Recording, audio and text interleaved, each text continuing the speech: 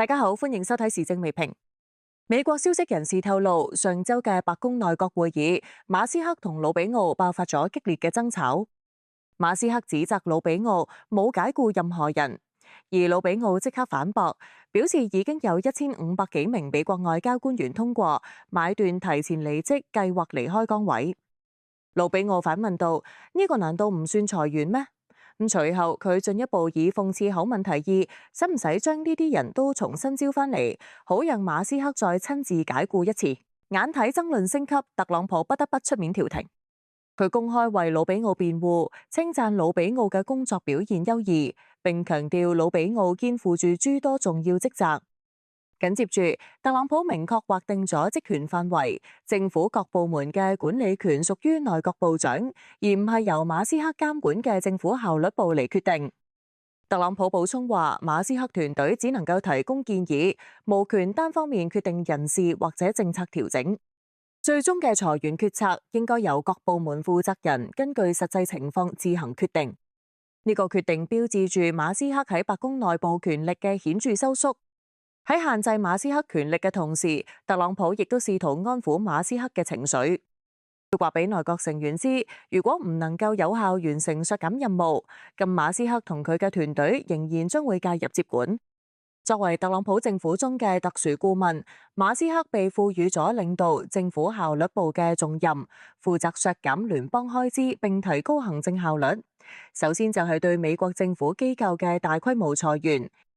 然而，馬斯克主導嘅裁員風暴已經引發廣泛嘅法律同埋社會反彈，唔單止激嬲咗聯邦僱員，仲招致咗法院嘅介入。上個禮拜，一名聯邦法官裁定禁止美國政府解僱特定部門嘅試用期員工，並且指出馬斯克嘅機構冇權干涉其他部門嘅人事決策。另外，多個聯邦機構被迫撤銷裁員決定，重新聘用被解僱嘅員工。更加重要嘅係，如今嘅馬斯克因為深度涉足美國政治，陷入咗一場前所未有嘅危機。華爾街用真金白銀實施嘅做空，遠比白宮嘅權力絞殺更加致命。3月10號，特斯拉股價單日暴跌超過15%，收於222美元，比起舊年12月底嘅高點480美元腰斬。呢個亦都標誌馬斯克嘅身家由此蒸發咗1000億美元，折合港幣近8000億。特斯拉嘅崩盤並非偶然。作為一家高度依賴市場支持嘅企業，特斯拉嘅成功好大程度上建立喺人們對馬斯克科技救世主形象嘅狂熱期待之上。然而，隨住馬斯克把更多精力投入到政治博弈中，呢一種期待逐漸冷卻。無論係特斯拉嘅產品、創新能力定係公司治理結構，都開始暴露出問題。諷刺嘅係，馬斯克一直以改變世界為目標，但係佢嘅行為卻越嚟越偏離初衷。例如，佢頻繁通過社交媒體發表爭議性言論，甚至捲入美國國內嘅政治鬥爭，導致品牌形象受損。與此同時，特斯拉嘅核心業務增長乏力，中國競爭對手步步緊迫。喺呢一種背景之下，市場終於用腳投票，俾咗呢一位科技巨頭一記響亮嘅耳光。特斯拉嘅估值長期處於高位，好大程度上係因為投資者相信馬斯克能夠實現顛覆性嘅技術創新。然而，當呢種信念動搖嗰陣，市場便毫不猶豫咁拋棄咗佢。馬斯克神話嘅崩塌，正係度為所有企圖凌駕於規則之上嘅商業帝國敲響喪鐘。中國古文直言，有錢就可以為所欲為嘅人，終究要付出代價。美國社會輿論亦都對馬斯克展開咗猛烈批評。